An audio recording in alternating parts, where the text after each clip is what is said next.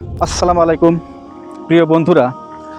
ফেসবুকে আমি বেশিরভাগ সময় অ্যাক্টিভ থাকি, বা যখন আর্নিং ছিল না, ফেসবুকে কিন্তু আর্নিং আগে ছিল না, আর্নিং দিত না।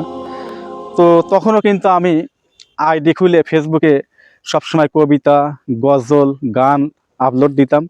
এর মূল উদ্দেশ্য হচ্ছিল ছোটোবেলা থেকে আমি গান কবিতা লিখি এবং সাহিত্য চর্চা করি, কাব্য চর্চা করি।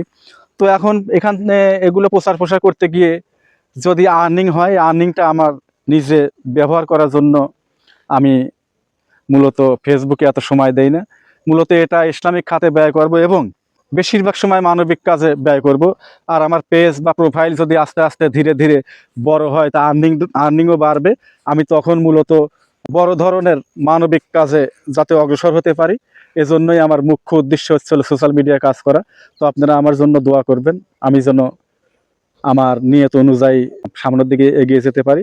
তো সামনের দিকে এগিয়ে যেতে হলে অবশ্যই আপনাদের সাপোর্ট প্রয়োজন আছে, আপনারা আমাকে সাপোর্ট করবেন।